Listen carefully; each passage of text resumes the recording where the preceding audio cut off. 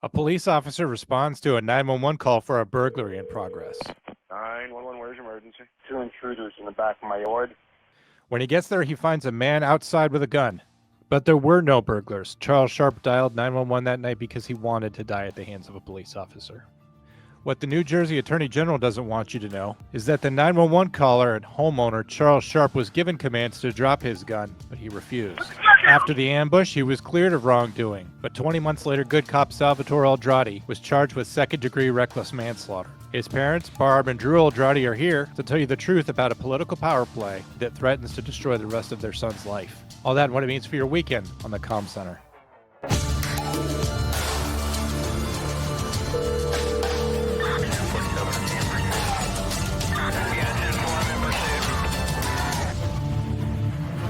Wake up, America. It's the Comm Center with Drew Breezy. It's a TV show on the internet about two best friends who are called by a small-town sheriff to investigate his acute onset performance anxiety. I'm John. I'm an actual 911 dispatcher. Joining me, as always, is my podcasting partner with police benefits. That's Andrew Baxter, but everybody, he goes by the fake name Drew Breezy. Doesn't make him anything less than an authentic cop. Drew, today we're going back and we're talking about a case we covered 1 or 2 years ago, at least last year, about Salvatore Oldrati, the police officer from Mantua Township. He was involved in a shooting death, the shooting death of Charles Sharpe. Charles Sharpe was a guy that called 911, and he said that he had burglars outside his house. Police communications. 911 transfer on Elm Avenue in Mantua. Phone number is... Caller reported intruders on the property, and he believes one of them had a gun. I mean, I came out and I lit off a quarter stick to scare them away, but they came back. Okay. How many people were there? 2. How many were there? You said 2? 2. That I saw, and then as I came back, there was a woman. And You got a description of the individuals?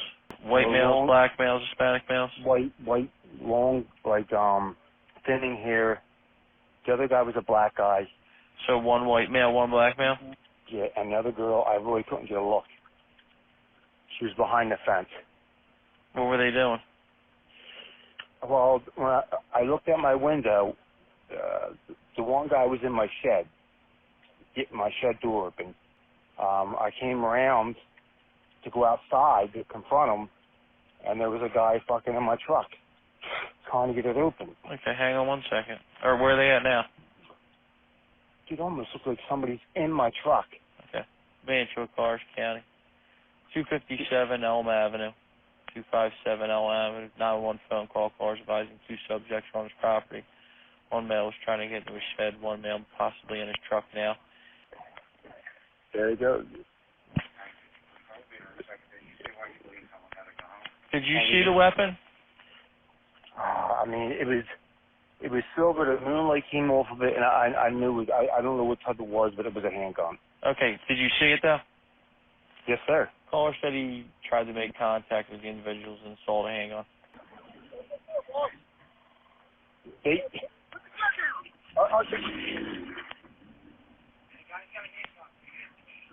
Are you talking to my officers? Where at? Where? Sir.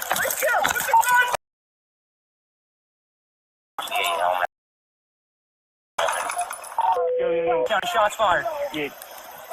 I copy. Put your arms out. Don't reach. County notify Cooper, male shot, point a handgun. When the officers got on scene, they found Charles Sharpe outside his own home, brandishing what appeared to be a firearm, and they gave him requests to drop the weapon. He did not do that, and they ended up taking his life. It was especially unfortunate because, and it was strange because Charles Sharpe was the 911 caller himself, but it seems like it was a bit of a setup or an ambush, wasn't it, Drew? Yeah, this is the personification of our kind of our motto. Every good true crime case starts with a 911 call. But much props to you for finding the case. And then when you were editing it, you came across some information that like completely did not match what the grand jury saw or grand jury heard. And it caught the attention of Sal's parents, who said that we're probably the first show that actually nailed it. The Attorney General, he tried to make some political hay out of hanging another cop out to dry, particularly in the era that we were in. And we did get the attention of Corporal Salvatore Oldrati's parents, and they're going to join us here to talk about an update on the case. Well, Barbara and Drew, welcome back to the show. You just saw the recap. It's a very unfortunate incident. First of all, I want to ask right off the bat, how is Sal? How's the baby? How's the wife? How are you guys? What's been happening since we last spoke? Well, thanks again for having us back on for this update. We have been very busy over the last 6 months trying to get Salvatore's story out there, and we're making some good headway. And we're able to get him some funding, much needed funding for his bills and his insurance, which we were able to get through the National Coalition of Police Defense. You can go to their website and donate, and or the Pipe Hitters Foundation. We have Eddie Gallagher behind us. So, you know, in terms of that, we're making some good progress getting our story out there. And As far as Salvatore, not to interrupt, but Mhm. we're going to include the Give Send Go link, and we're going to Yep. include the link to Pipe Hitters in the comments below. So please check them out. Look, Drew's a Philly cop. He's working overtime, fingers to the bone, to try to support this young family because they don't have any income, and he's stuck in limbo.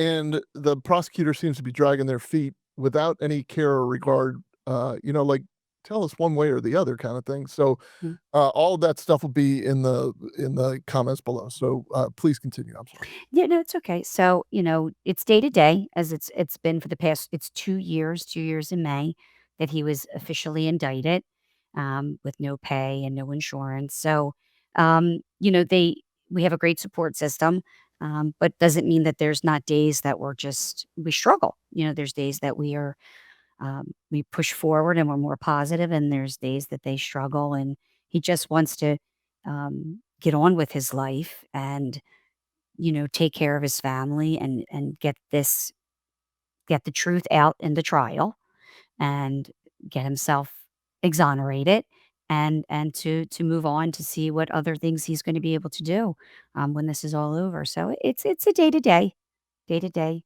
battle. I think it's pretty poignant what you're saying. He just wants to get the truth out. He's, Hmm. you know, we've seen plenty of big name trials recently where there's prosecutorial misconduct potentially. At least that's the allegation. There's all kinds of shady stuff going on, but um, it seems that he's not running away from anything. He's not pointing his fingers anywhere else. He's saying, "No, ask me, put me on the stand." And yeah, Uh, he will take the stand. Hmm. that's so. I mean, it's a sign that he has absolutely nothing to hide, and all you have to do is look at the case. Look at any of the podcasts you've been on or YouTube features. Officer Tatum did one. We did one. I know Antihero did one. Pipe Hitters, if I didn't mention them, or um, the several others that have told this story. Hmm. Um, we're not embellishing anything. This is like I'm so tired of hearing about this thin blue line um, nonsense that like we cover for each other and all this other stuff. I'm sitting here, and John's sitting here, and Drew, you're sitting here. Ask away, fire away, and more importantly, Sal's being accused of manslaughter, and he's saying, "Fire away! Like, tell me what you want to know about this case, because I didn't do anything wrong." And that's the frustrating part about this. So, what message? Because I know that Sal can't really talk right now publicly. Like, what message would Sal want to carry forward here? Hey, before you do anything else, make sure you're doing all those YouTube things. Hit like, hit subscribe, and there's a good chance that we said something by now that was inaccurate or pissed you off. So go ahead and leave a comment below, and we'll get back to you. Drew? Well, I think the fact that prior to the grand jury proceedings, he was not charged either criminally or administratively because He didn't violate any of the policies. And I know John uses that term. There's no pretty use of deadly force. That's my term now. It's a tragic situation, but people need to be aware that this is what officers do every day. They're in situations where they have to make split-second decisions. That's a part of their job. They're trained to do this. And just because it had a tragic ending doesn't mean that there was anything criminally involved.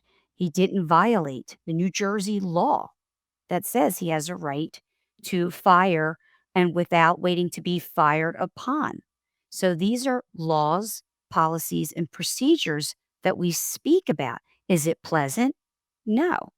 But he didn't violate any of them, which is why he was cleared to go back to work. They knew they had to go, we had to wait for the grand jury for procedural reasons. But the grand jury, the prosecutor even has a statement, a stipulation saying they don't have to put these in front of the grand jury if there's enough evidence to show that this was justified, which it was. So the two part, as I always say, is the investigation showed whether the officer and officers were negligent or violated a policy or procedure, which they didn't. And then the other part of the investigation is the neighbors, the family members. What did they see that night? Like the young neighbor across the street said he was acting erratic. He saw the gun. He gave the statement that they were breaking in. He was going to put a mother effer down. And once they see all of that, they realize this appears to be a suicide by police situation. And then when they talk to the ex-wife, which she asks to speak to the detectives because she knows, that he's recently been doing drugs. He's been an alcoholic. He's had previous suicidal attempts, mental breakdowns. They've had to take his weapons. So she's lived that horrible life with him for decades. And this isn't something a one night, he went out and partied a little too hard one night. This is decades of destructive behavior that led him down the path of making a false 911 call that evening, bringing the police officers to his house. Yeah. So, You know, I've always admired about you two in particular, and it's I guarantee how Sal was raised. It's the level of respect and reverence that you hold even in the face of something as adverse as this. So when I say that, I know that we have had previous conversations. I know that I kind of know where you stood at any given point on Mr. Sharpe. I don't want to put words in your mouth, but I think that you'll agree with me that it was a very, very sad situation that he found himself in those dire straits and that he decided to point a gun at a police officer. That was his decision, though. And there's a toxicology report that shows that he had a significant amount of, well, I don't want to say significant amount. I'm not a scientist or a doctor. He had a registered amount of cocaine and a registered amount of methamphetamine in his system.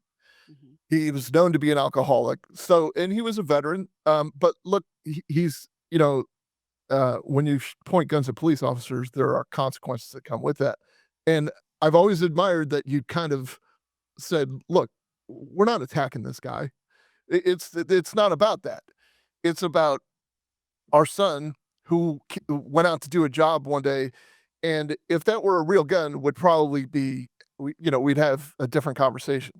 And the fact that it wasn't a real gun is irrelevant. It doesn't matter because we don't have time to decide that. Drew doesn't have time to decide that. I don't have time to decide that. If you point a gun at me, you're going to get shot. That's the way it goes. Right.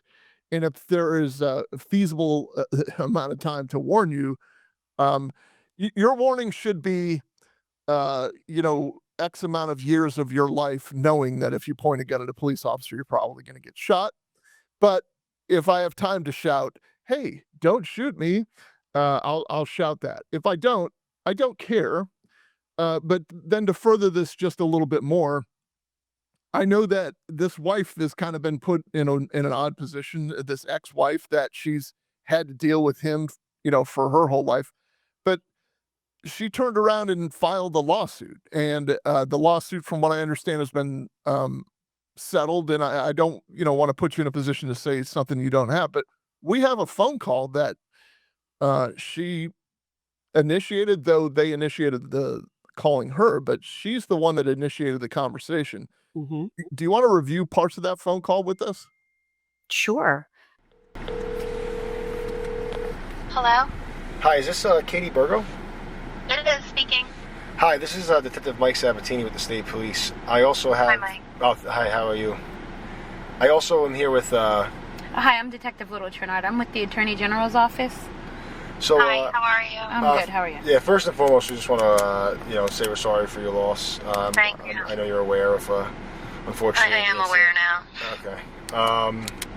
So we were told that you wanted to speak to us, and we're more than happy to... Well, I just have questions. I mean, listen, we're divorced. It's civil. Very important distinction. She wanted to talk to them because she had questions. This isn't them tracking her down, making her make statements, but listen to her statements. It was fine. It is what it is. But,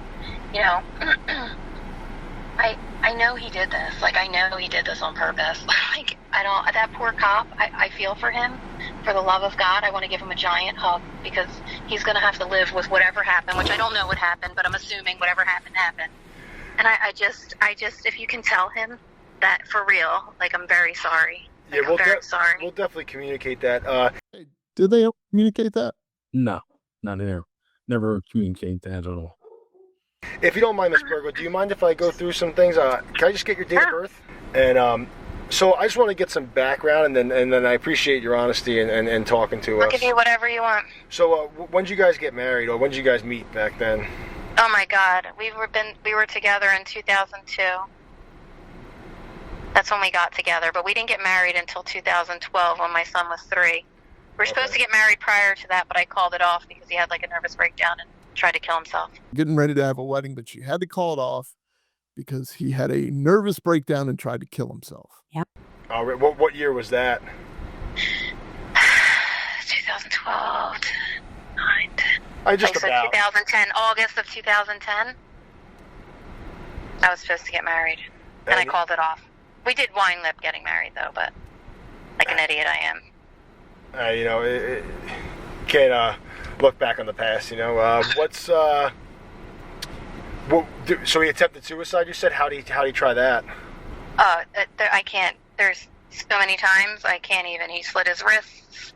He's tried to hurt himself a million times. He's tried to drink himself to death. I'll be honest, drugs were never his thing, but in the last couple of months, I would think that is a thing. Not only is he suicidal, within the last week, he's been using drugs increasingly. It's erratic behavior. Mm-hmm. Is this able to be used in Sal's defense? So, we're told that it goes by what Salvatore knew in those 25 seconds, right? So it's actually good that he didn't know that the man was suicidal. And if he had, obviously he would approach the scene differently. But remember, they're pulling up, but all they know is that they're pulling up to a scene, burglary in progress, a man that is armed. They don't have the data mobile terminals or the MDTs in their car. Right. So they don't have a description. So when he pulls up to the scene and the other corporal is saying he has a gun and he sees the guy with the gun and pointing at him, that's the armed suspect. So we don't know what the judge is going to allow and not allow. Of course, our lawyer is going to want to be able to bring it up somehow in court that this was a possible, suicide by police, and they're going to try and keep it out. So it's really going to be what the motions and what the judge allows and doesn't allow in the courtroom. Sure. It's not just about those 20 seconds. When you do an investigation, right, you don't just investigate what happens in that 15, 20 minutes. You have to investigate the whole big picture. Yeah. Um, That's my point. and if you have proof to keep make that let you know you're innocent, I mean, obviously, I guess laws and procedures aren't enough to prove your innocence. But if you have stuff, you should be able to use it. So, we hope we can. So it goes to the intent, and it goes to, Salvatore's mindset. I'm kind of furious that we can't talk about, or we are, but like We are. we can't necessarily talk about the guy with the guns mindset. Like for some reason that's taboo, or it's a shame. And to John's credit, our John here from Comm Center, if you remember, like he caught that. Yeah. The attorney general put the video out, and there was X amount of seconds that were cut out of there. 13 seconds, right. What happened is that we were just what we do on the shows, we compare or we show 911 audio, how that affects 911 dispatchers and then police body cam. Well, I'm trying to marry the two assets together to create a cohesive story. I can't help but notice that what the attorney general released to the public is missing some critical 13 seconds when the police officer that was there right before Sal was there, he gave him an order to drop his gun, and you can hear that in the 911 audio. Right on the audio. So there's 13 seconds of police engagement, which if it comes down to eternity, the rest of your life, if you're going to live or die, 13 seconds is plenty of time to make that decision to drop that gun, do the right thing, and comply. So Charles Sharpe had the chance to drop the gun, importantly, but I think of greater importance in this case is that the attorney general put out a media package or the body cam that intentionally slants what happened to make it look as though Officer Oldrati just came out guns a-blazing when that's not what happened. Another police officer was in danger, and another police officer had already given an order for him to comply, and Charles Sharpe didn't follow that. There's a police officer alive that wants to go into work to hurt somebody. It just doesn't happen. And if you could understand, Salvatore's Halloween costumes as a kid, his time as an explorer, his training and his everything, he just wanted to be like his dad. All of that. This is not something. He is not a hunter. He was a protector at that point, and it goes to this guy's mindset that he called armed people to his house by telling them there are people here that are armed and they're going to hurt me. And he never identified himself as the homeowner. There was no warning. Hey, I'm the homeowner. I'm the guy that called 911, and this is a replica gun. There was no warning there.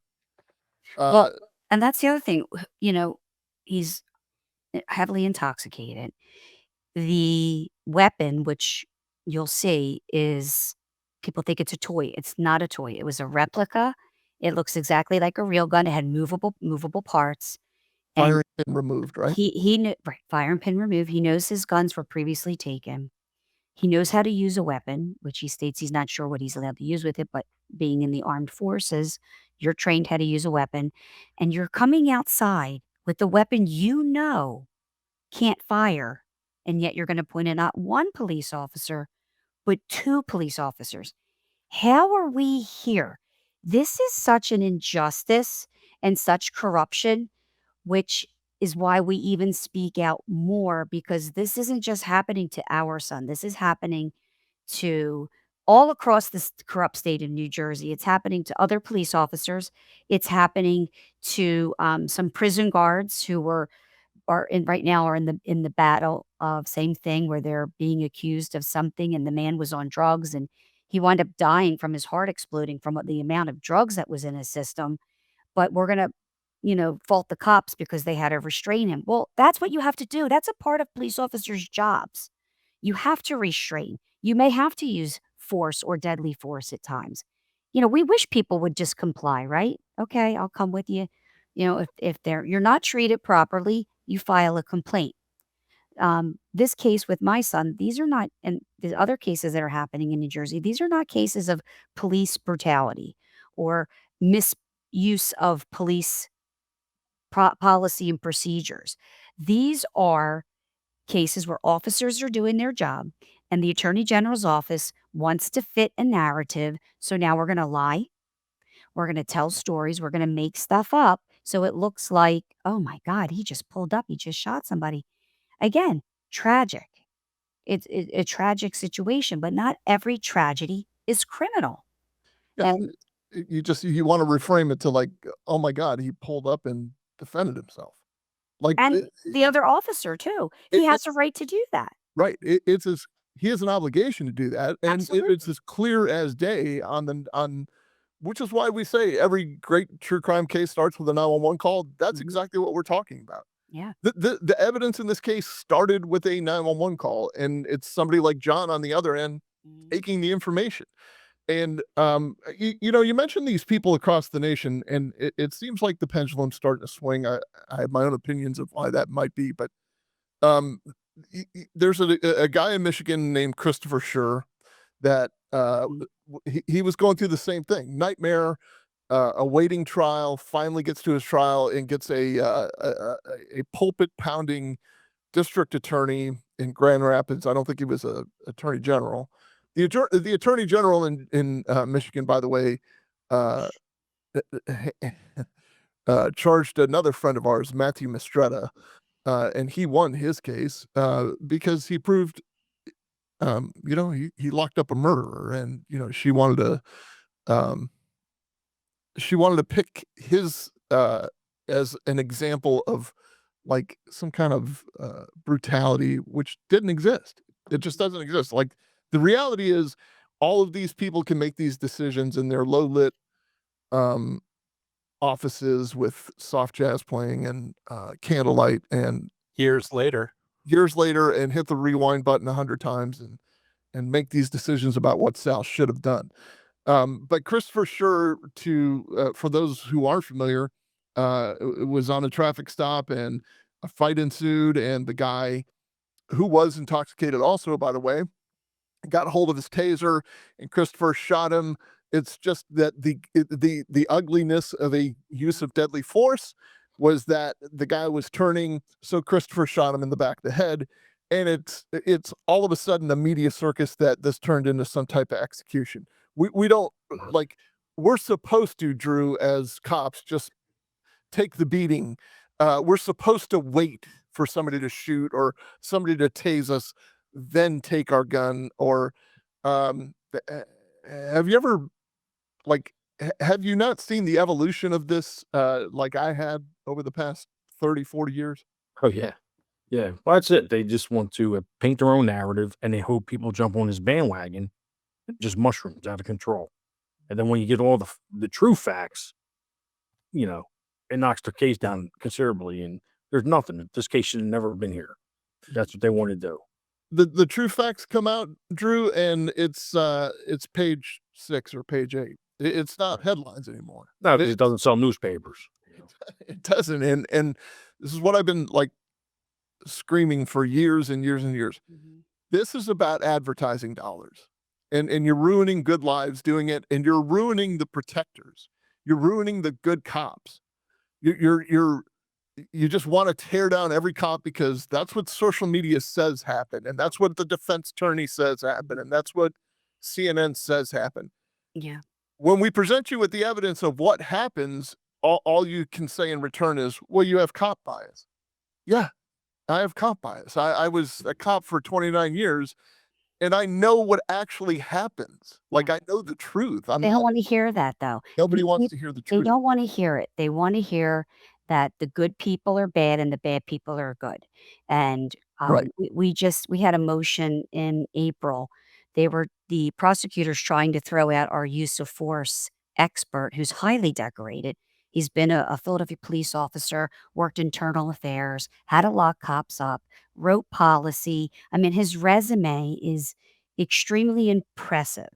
And right before we were supposed to go to court in October, past October, they filed the Friday before that they want him disbarred, I think it's called. So Dismissed as an expert. yeah, dismissed as an expert. And the judge then sets the date for prosecution to have their information in and our lawyer to have their information in on why we should keep him and why he should be thrown out. But the date is then set for January of this past year, 2025. So now you have all of, November, December, and January. Then we had a snowstorm. So then it was postponed to the end of February. The end of February comes.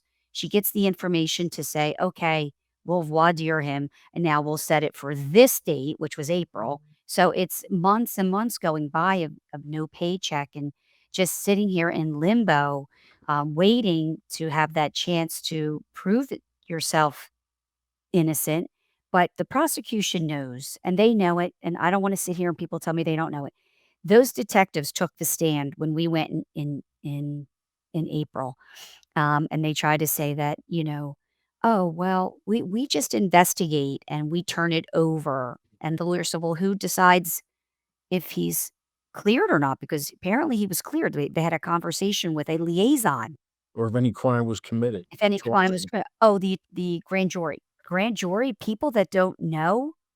People have they're not law enforcement agency. You mean civilians are making a decision? If someone committed a crime rather than the law enforcement, the lead agency.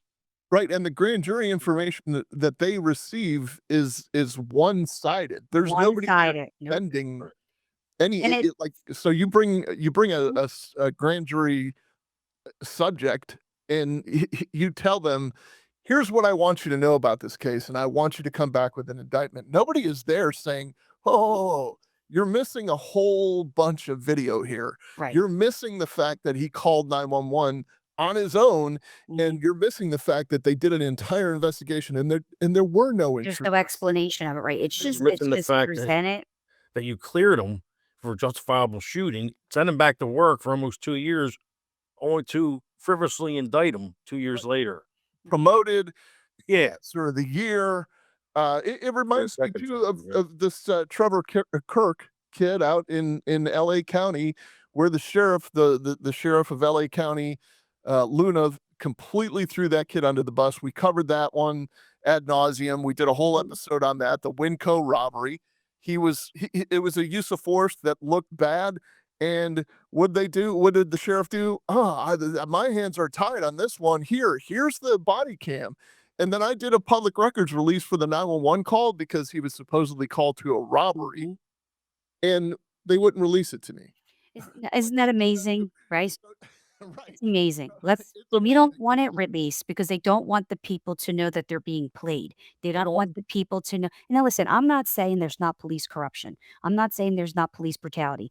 Any career, Right. any profession, you have the good and you have the bad. We're not saying that. We're not standing up for the rogue cops, or we're not doing that. But his department supported him. And it's important to know he wasn't put back to work. Oh, his department put him back to work because they supported him. No, a liaison from the Attorney General's office, who then later charges him, sat down with them and said, while this is not a perfect shoot because somebody lost their life, there's nothing criminal here. And then he was put back to work because if Under it a new was AG, yeah. under a new AG, he would have been locked up, as we know. He would have been locked up right then and there or suspended without pay pending further investigation. But that's not what happened here. This was clearly a situation where this man was highly intoxicated, previous problems, and my son happened to be the son that showed up and took action. There's plenty of police officers that may hesitate and they may lose their life or be shot or whatever because they're in fear of if I act first, then I'm going to lose my job. But this is the officer's jobs. Oh, police officer, he just pulled up. There's no time frame that says you have to wait. That's in the law. The New Jersey law states you do not have to wait to be fired upon in a deadly force situation. Same thing with the charge of manslaughter. That charge doesn't even fit. It's another charge. But when we have our hearing for the use of force, which, by the way, the judge allowed our use of force expert to say, she told him, she said, you don't think this gentleman is not only qualified, highly qualified. And they tried to say that, well, we don't make those decisions, we just turn it over. That's bullshit. That's bullshit. I don't know whose smoke you're blowing up somebody's what, but that's not true at all. You're telling me everyday people who don't know detective work, and I don't even know detective work. I mean, I shouldn't. I'm not a detective, but I don't know all the ins and outs, but I have common sense. And you're telling me that the everyday person decides whether my son, there's enough evidence to send them to a grand jury, and people think they hear that indictment, "Oh, he must be guilty." No. Right. It's such a low level to indict. The whole system is just wrong, right? If you're gonna use a grand jury to see if there's enough evidence that this could go to trial, then provide the evidence, right? Don't just provide what Salvatore knew. Paint the whole picture. Show what's happening here. I, Or just the fact that, here's the law. The I, law wasn't violated. I think it's very important that there are a couple of very important points that you brought out. First being, you feel as a family, and Salvatore does, from what you're telling me, that he needs to prove his innocence, but that's like, that's a fairy tale in and of itself. He has no burden to prove anything. Right, the prosecution has the burden to prove that he was reckless, which Exac- again, the And reckless manslaughter charge doesn't even fit because reckless in New Jersey is a complete disregard of human life. He didn't just say, "Yeah, I think I'll drive by Mr. Sharpe's house and, see if he's out and I'll shoot him." I mean, it's an overcharge. Nothing here lines up.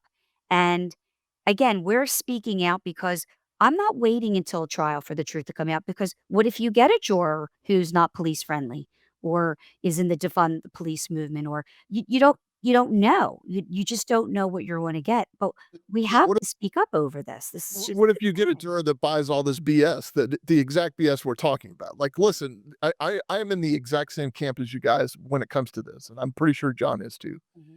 You can come at me or come at us with, it's a thin blue line, and you're going to cover for one another, and go ahead, bring it on, uh, because I know in my heart what the truth is.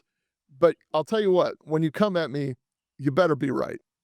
And if you're going to come at me with an indictment or some kind of criminal charge, you damn sure better be right. Especially if this is like a bad faith, like, it's never going to get past a jury anyway. So let's just let the process be the punishment, and like, we'll just drop it in the 11th hour. Isn't there a case in New Jersey where there was charges dropped recently against an officer?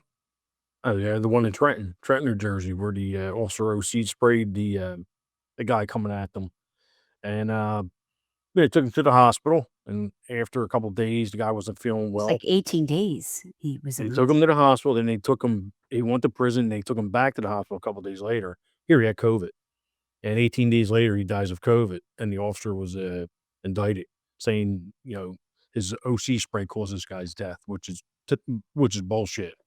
And they charged him with that. And even the doctors, the hospital report says the guy died of COVID complications. He was had heart problems, COPD, and he wasn't compliant with his medication, and so on and so forth. And that's how he passes it. But again, defund the police movement, police reform. You have you know, weaponization of the AG's office over there that just goes after good cops, and they indict this cop. And what did they do right before trial? They withdrew prosecution. Oh, new evidence. They had new evidence. All their stuff is always new evidence. None of their cases ever have been in trial yet. It always, prior to trial or during, they withdraw prosecution. Oh, new evidence came. There's no new evidence. There's all the stuff you knew from the beginning. Yeah. There's all gaslighting shit these guys are doing. Yeah, I think they're missing the "we" in that. We knew evidence. You know what I mean? Like, they're just leaving that "we" part out. Yeah. New evidence to them is like, no, new evidence that I haven't shown you until now. So this is the same thing with this Trevor Kirk. He was ended up in L.A. He was convicted in a federal court of a felony. The judge knocked it down to a misdemeanor for doing his job, and his sheriff threw him under the bus. Horrible leader.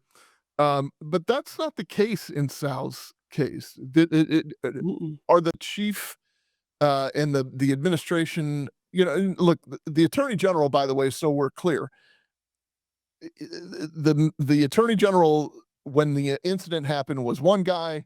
The new guy, who's Matthew Platkin, isn't that his name? He came in, and he's the one that stirred this hornet's nest up. So he's responsible for this, right? So what is the position of the department? And you don't like, I'm not holding you to an official position, but are they abandoning Sal, or where do they kind of stand in all this? Oh, they love Salvatore. The department loves him. The mayor, city council, they back him 200%. There's no issues at all. No one could believe he got indicted. No one at all. But they have a court, thing where he can't associate with his brothers and sisters in blue over there in Management Township. So his main support system they took away from him.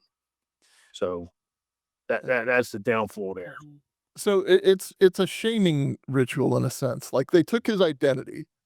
They took his, like, you're not Corporal Oldrati. You're just some guy named Sal. You're indicted. You got to show up in an orange jumpsuit at a bond hearing. And then on top of that, they take any and all support away. And over what though? This is what I get back to. Like, if you're gonna do this and you're gonna destroy this family, and then the ripple effect, your family, his wife's family, like the baby, if you're gonna do this to an entire family, don't you think you ought to be right about it? Don't you think you ought They to? don't care. They don't care. That's like you said, the process is the punishment, right? They have a narrative. They want people to believe that all police officers are bad. They just pull up, they shoot people, they target people.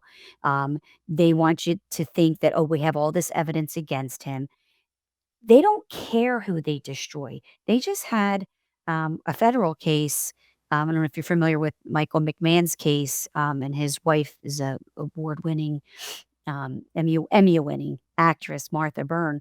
He just had to show up for federal prison today over he was a private investigator, highly decorated New York police hero, had an injury, became a private investigator back in 2016, does this investigation for a civil matter, like a week, made a few $1,000s, followed every procedure. And then in 2020, they raid his house and they said, oh, he's, violated FARA and this and that. And they had all the evidence and they didn't win any motions from the judge. The judge wouldn't let them. He's an Obama appointed judge. She's an Obama appointed judge. And they had all this evidence they weren't allowed to present to show that he was innocent, to show this and to show that.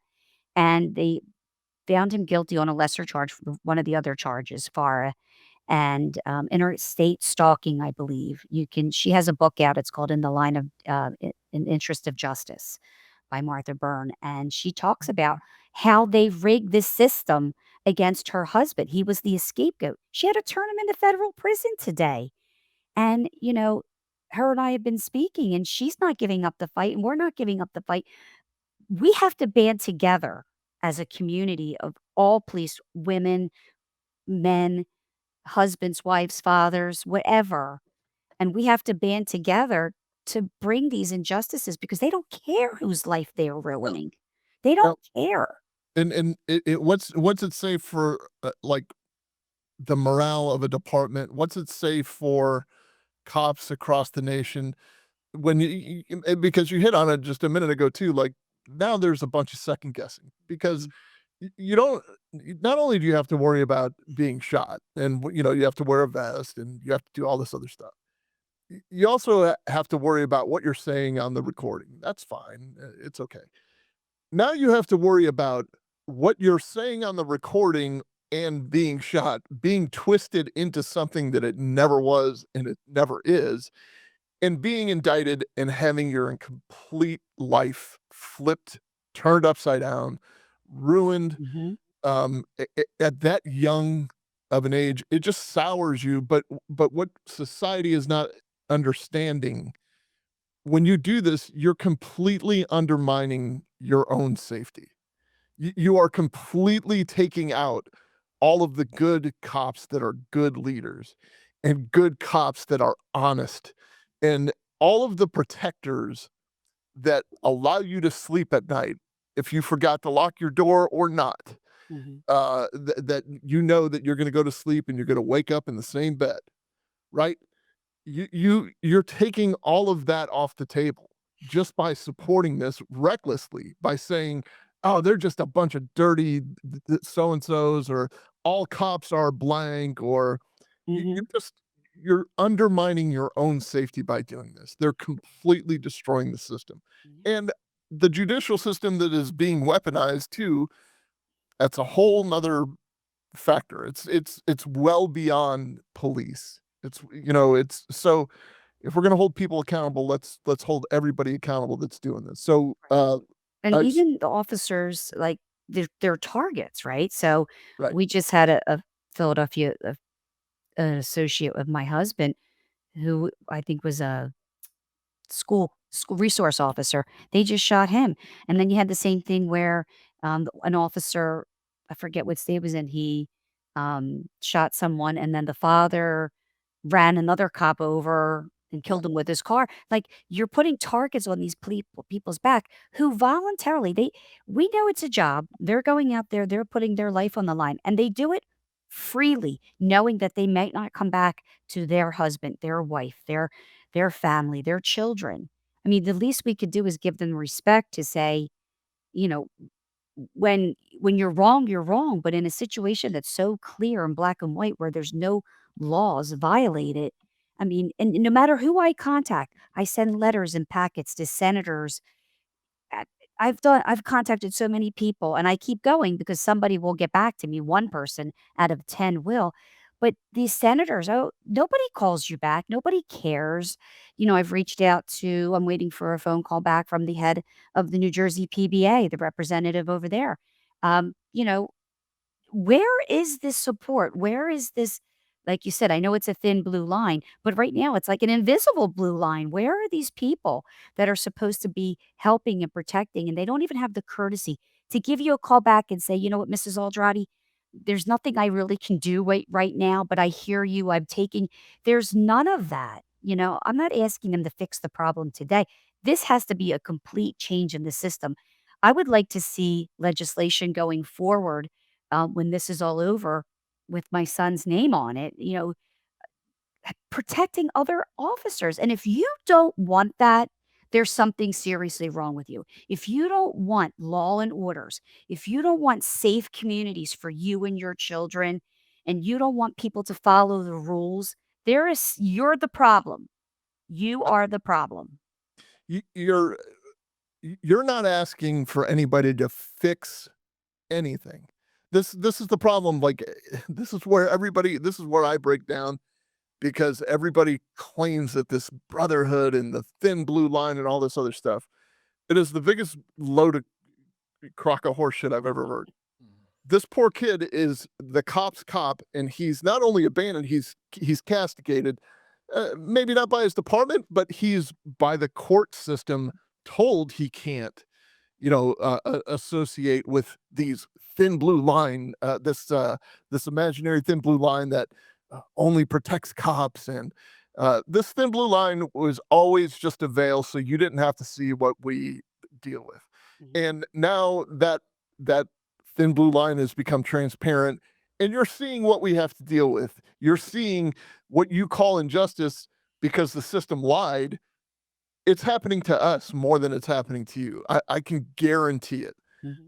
And so you should get a phone call back from the New Jersey PBA. You should be getting phone calls from FOP. This is my plea.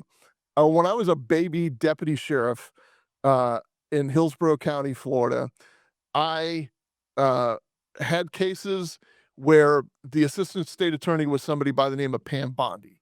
And she was an incredible assistant state attorney. She rose through the ranks at the state attorney's office. We have had associations like all through her career and all through mine. She's a wonderful human being. Politics aside, I don't care what anybody says about her politics. I just know how she is. She was a phenomenal attorney general here in the state of Florida. It's not just about pro law enforcement. It's about pro the right thing. Just just be honest. And it's That's all I need- corruption. yeah. Like, what they're doing, in my opinion, our opinion, is corruption. You're putting targets on these officers' back for doing their job. And I did reach out, I mean, recently since, the new administration took over, I've sent certified letters to Alina Habba, the Pam Bondi's office, the White House, to make them aware. I mean, I know they know there's corruption. I mean, it just seeds Oh, right. the whole United States, but New Jersey is a cesspool of corruption. And I've sent letters to make them aware of what's happening, and because we don't get this time over to do this again when this goes to trial. And who knows when that's going to be, maybe early next year. So we're still, a good 8 months out from knowing anything. But these lawmakers, these people that are in charge now, and thank God we're in a new administration, they need to be aware. And that's my goal, is to make them aware, and have a conversation with them and see what reforms can be done moving forward with situations like this. And protecting what's coming up. A lot of people don't even want to be police officers, or they go into it. They have Where are to- we going to be in 5 years from now? No, it's scary. It's scary. So It's a dead if job. if anybody gets a hold of Pam Bondi, Call me. feel free to use my name. She'll remember me. Like I can't tell you, oh, I got Pam Bondi in my phone. Like, we're not No. that close. She will definitely remember me, though, for a couple of certain cases that I worked for her. But so by all means, you can use my name, and I will tell her very flatly and plainly, with every ounce of integrity I have, don't let me sell you on this case, Pam. Just look at it yourself. Yeah, That's just all you have to do. facts. And it'll be, the truth is here. The truth has always been here. This is political persecution, Facts. Truth hits you right in the face. and it hits you right in the face. Facts over feelings, right? We're not looking for sympathy, right? Of course, we're looking for support, financial support where people can donate to help Sal and to help us, because we're all, pulling our resources together, to help him. But this is 2 years without a pay, and it could go another year. But we need to band together to speak up against this corruption and these injustices, because it's facts over feelings, right? I don't want your tears. I want you to support good law enforcement officers, my son and others out there who are heroes. They're doing their job, and that's all they want to do, is their job. They want to protect the public. Let's take our country back. In other words, the government doesn't serve to, like, we put the government in place. The government's just an outline. It's not a framework to tell us what to do. Right. It's to keep us in the guardrails. We the That's all it's people. there for. It's our community. We the And I've people. felt that way since minute one as a cop. You should never let your authority overshadow your service. Salvatore's out there doing a service.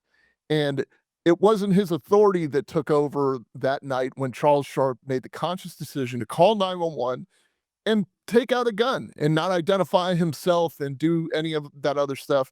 And who knows what was going on in his mind, but he got the consequences that either he was looking for, or any rational human being in Salvatore's position would have done. So let's take our country back. Let's not allow any of this to happen. It doesn't have to be cops. This whole thing about Karen Reed being, this could happen to you, this could happen to you. This could happen to you. And it has happened right here to this family.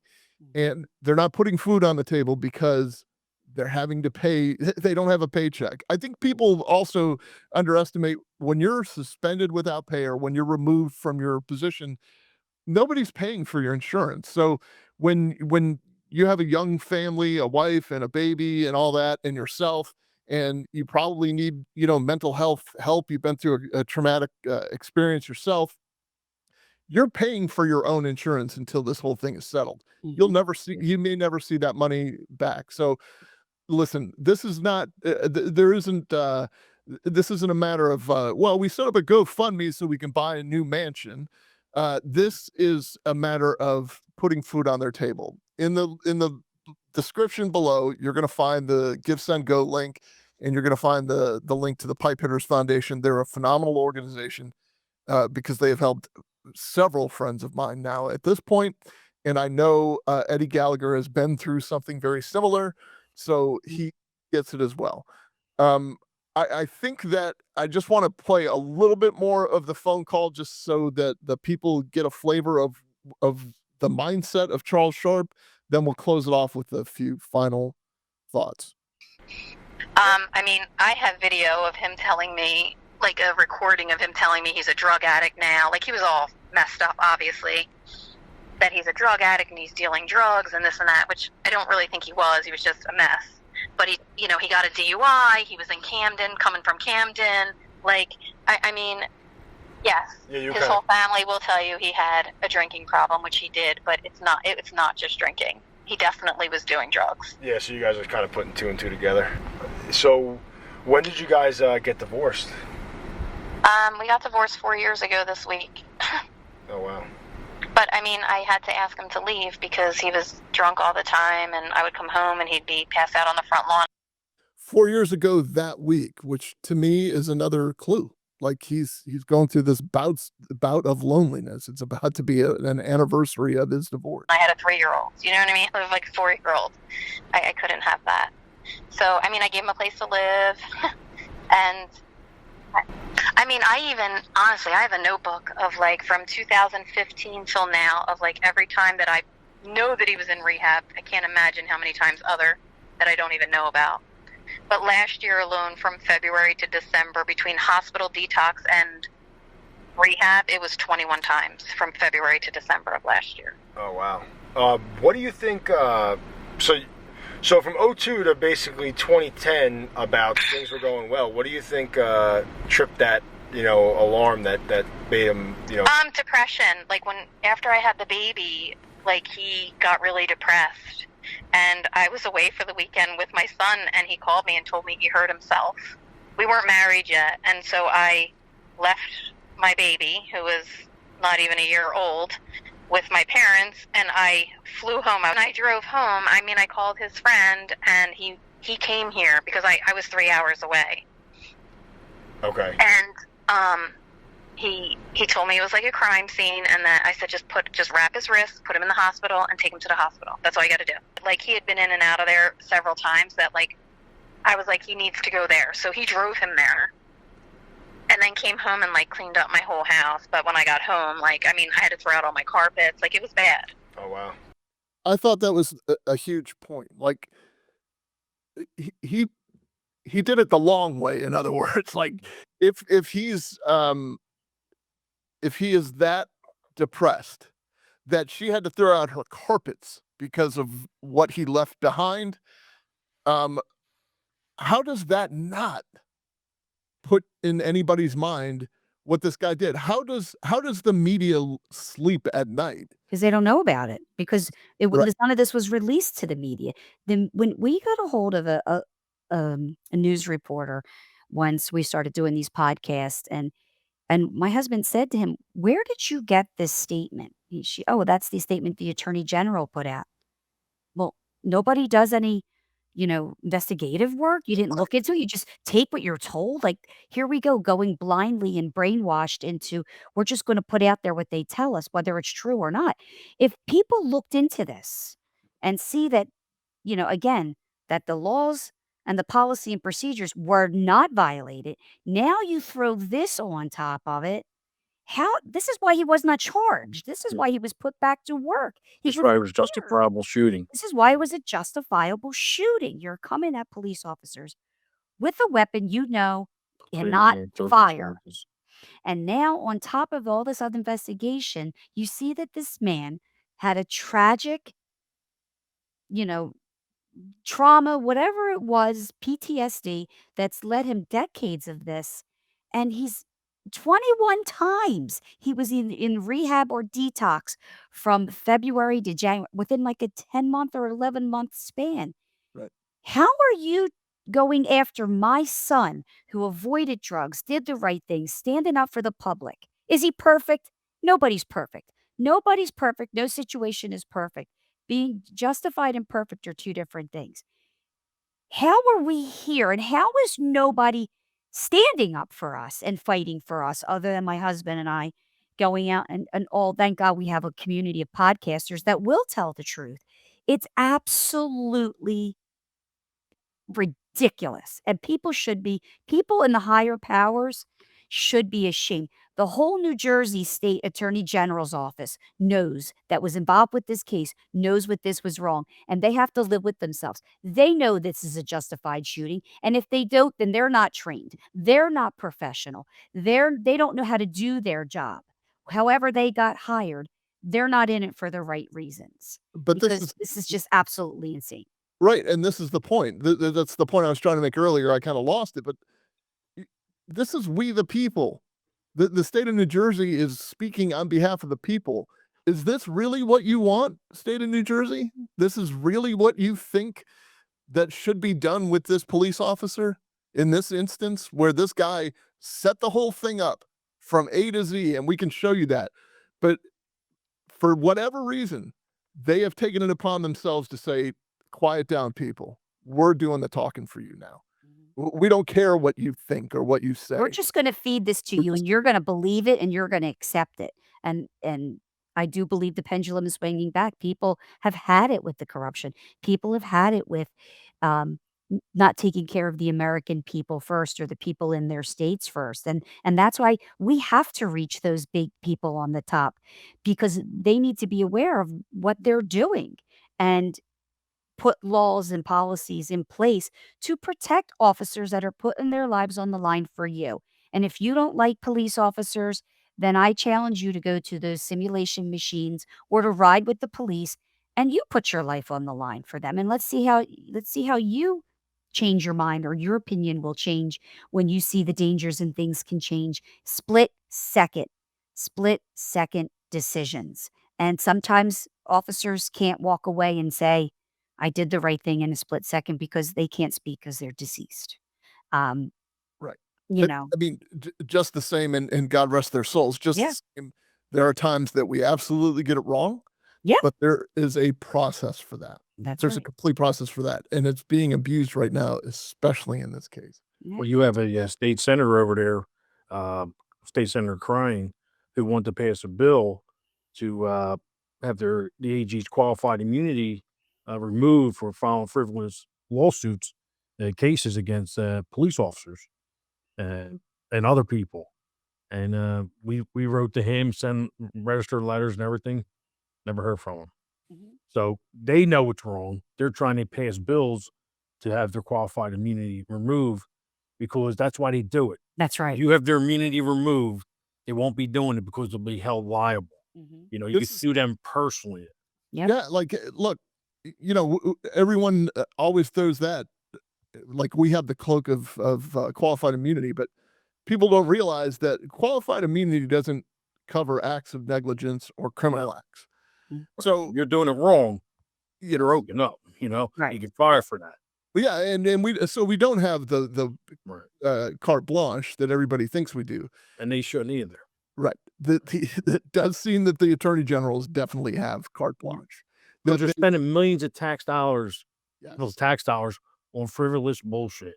You know, Yeah. not real cases. You think it would be a real case, they would do. You know, they wouldn't do that. You know, I mean, I'm sure there have been a person or two, God rest their souls, that have overdosed on fentanyl in between the time. You know what I mean? Like, maybe we could have somebody like Salvatore out there in an introduction.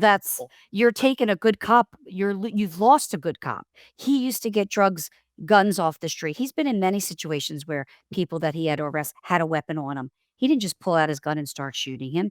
He was in fear of his life and his partner's life. And that's why he chose to act that way in that split second decision, right? So now you've taken cops off the street who are brave enough to run into the fire and not sit back and just wait. You took a good cop off the street that's protecting that community, and whether you part of that like game it or plan. not, that's what go you after the did. workers. You know, we go after the workers, and everyone else will fall in line. That's what they do. It's, know? it's a sad state of affairs. Do you have any final comments before we wrap this up? Is there anything that I missed? No, I mean, Stop the miscarriage of justice. yeah, From the AG. You know, stop weaponizing the AG's office against our officers here. Yeah, pretty much. leave us alone. How about Yeah. that? Right, Drew? I mean, like, look, I get we have rules to follow, and if we don't follow the rules, we're going to pay the price. Yeah, sure. How about you leave us alone? And when we break the rules, you tell us. Don't invent rules that we've broken. False narratives. Don't put They- false narratives out We there. need to take these investigations and put them back in the prosecutor's office in these townships that were doing it from the beginning. You know, they wanted to take control over everything, and the AG does all these investigations. And you see, they're just frivolous investigations. There's zero evidence, you know, and that's one of the issues there. Well, fine. That's you like you hit the nail on the head. If there is zero evidence, like run it through the mill. I mean, just run it from A to Z, and come up with what you come up with. But when when the case is presented to you as an attorney general and you look at it, don't close it and say, "Go back until you find something else." Well, that's just it. That's what they do. Or if not, we'll just make it up. Well, this is our narrative. We could present this to the The grand jury. grand jury. They don't know any better, and we're going to do our own story. Right. Like you said, they don't have anybody fighting for them. Yeah, let's bring this to the grand jury, but take out page 13 and 15. Okay, here we go. I mean, if the Yeah. case was that strong, or someone had been locked up immediately after this investigation was over, but he wasn't. He was hailed as a hero. Okay, kid, great job. You're back to work, and was back to work for 2 years before being frivolously indicted under this new AG. And that's what they want. They want to make it look like, well, see, look, we are going after police officers. You say we're not doing anything, but we're doing it. But they're doing it in the wrong capacity. They're not going after officers who are corrupt and have all these other charges maybe against them that are accurate and true. You're going after officers who are doing their job. And Maybe you could spend that same energy as an attorney general saying, "Yeah, we're pretty rigorous about our going after officers, but it ain't there. Like they're not corrupt. They're not. You know what I mean? Like there's a great online press conference that I hope all of you watch at some point. Sheriff Tony down in Broward County, where the assistant state attorney the state attorney there decided to charge 3 of his detention deputies for a use of force case. And he got on this press conference and flat out told the whole world, "You have put me in a position to stand up here with a bunch of defense attorneys, and I don't like it because I'm going to tell you what, those deputies didn't do anything wrong. You're selectively, for whatever reason, choosing to charge these deputy sheriffs, and they didn't do anything wrong. So I am going to take a stand right here and right now, and I'm restoring them back to duty with full pay. We're paying their legal bills too. So go ahead, taxpayers, have at it, game on." But when we didn't do something wrong, when we do something wrong, believe me, we're the harshest critics on the planet. But if we didn't do anything well, wrong, you know what, don't too? come at- We Well, you use need the more word, measures like that. yeah, we use the word wrong, but it should be changed to reasonably, right? So you get it wrong sometimes, yes, but most officers are doing the best they can with the information that they have, and they're acting reasonably. Doesn't always mean it's going to have the outcome that you hoped for or what you thought it was going to be, but you got to act reasonably. And if you get it wrong, then you take care of it at that time. But it's not that they're doing I mean, there are some, again, who are doing something intentionally, but if you're acting reasonably in the line of duty, that is why you have some qualified immunity, and if it's not all qualified immunity, right? If you do something wrong, you get charged.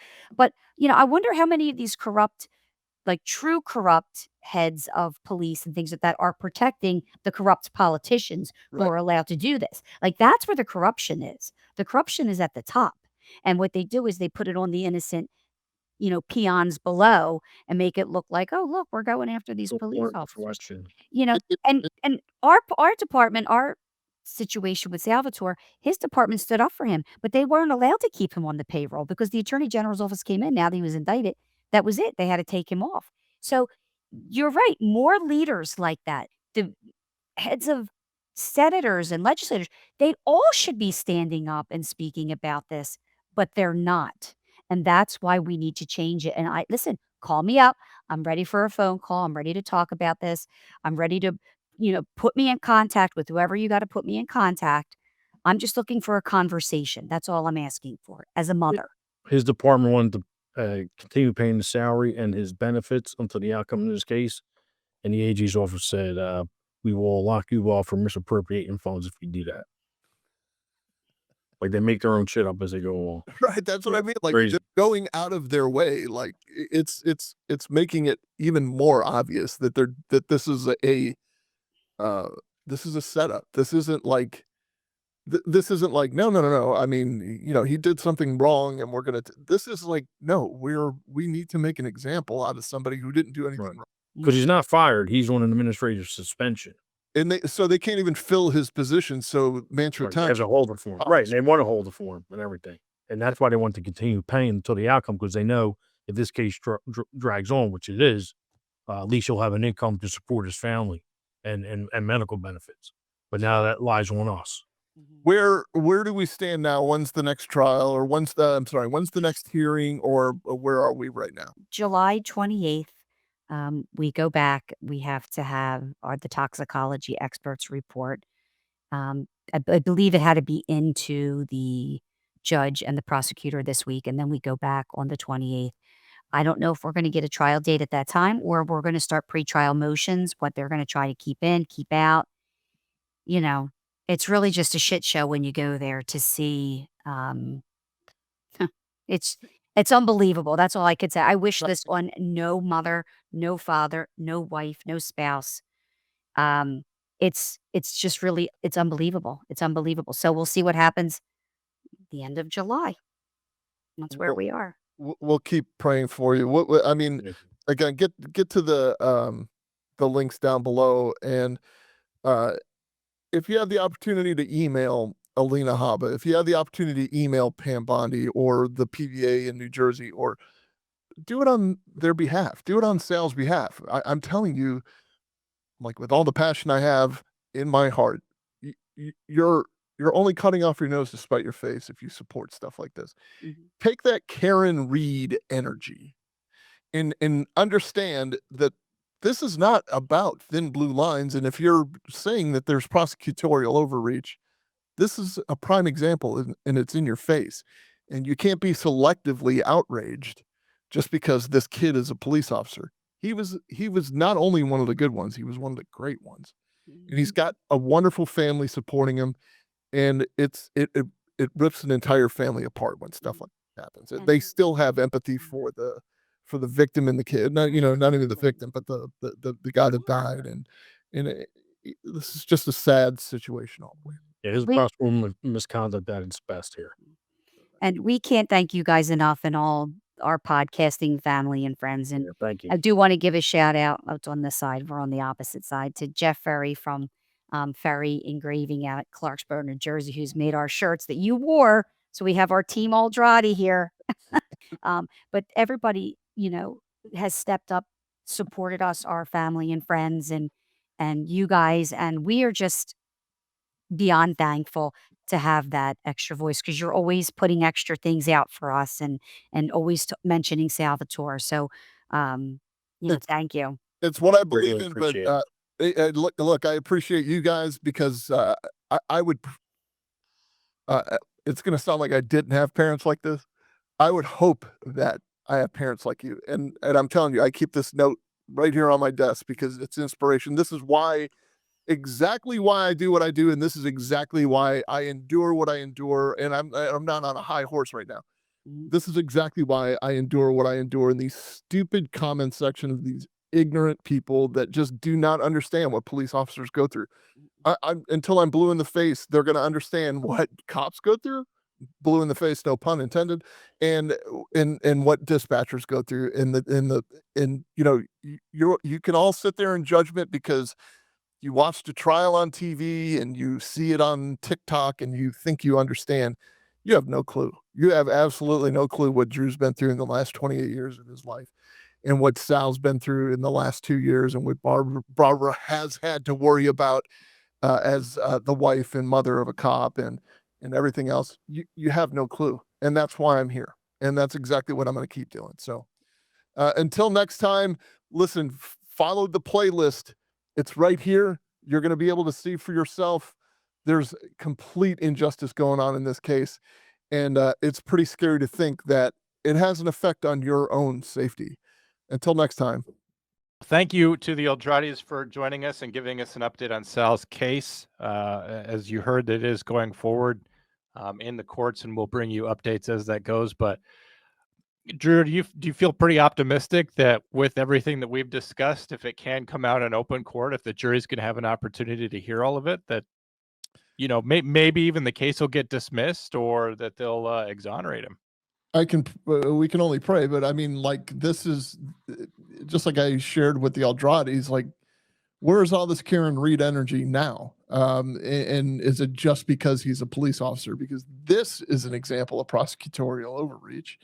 And I hope that it never gets to a jury selection. I hope that they come to their senses and realize that they don't have a case. There isn't a case. There's a case that they created. And then there's a great case that they've created in the media. So hopefully, damage done, and they don't care about that, but reputation gained, if that's what they were looking for. Hopefully that'll resolve whatever was sticking in their craw about the case. But I don't think that there needed to be justice for Charles Sharpe, in the sense that, the poor guy had a mental health situation, and this is how he chose to deal with it. And he wanted to leave, and he involved Salvatore Oldrati, which is really not fair. And if Right. there's going to be talks of civil suits and things like that, I know that some people have said this before, but often, Oldrati's life has been destroyed. We mentioned that throughout the episode about how he's been struggling to provide for his family. His career's in tatters. He's a young guy. He's married. He's got kids. What kind of damages can he expect from being involved in this? And I don't know that he can expect any, but I guess ultimately, just to close it out, what's frustrating is that Karen Reed was able to tap into an almost latent and ever-present sentiment of anti-police rhetoric, that the police are always up to something. It worked in 2020, and it's working in 2025. And Salvatore Oldrati cannot go out there with a high-priced, good-looking attorney and talk to the media every day and win people over to his side, because he's up against that prejudice. And that's what it is. It's an anti-police prejudice, where every case is unique, but because he wore a badge, we're not going to, at least the prejudice of lowered engagement. We'll go to bat for Karen Reed and say that she's some kind of hero, but Salvatore Oldrati is someone who's wrong, but won't do anything for him. And it makes me sad. Makes me sad too. It's at the expense of public safety. Folks, if you want to be a part of the show, go ahead and call us 848-COMM-911. That's 848-266-6911. Nice. We always love it when you leave a voicemail. And if you want to check us out on our social medias, pick out your favorite one. You can find us there. And of course, you're going to see lots of great content here. Here's the playlist for our other Salvatore Oldrati videos and other videos that are good for you. Drew, it's been a pleasure.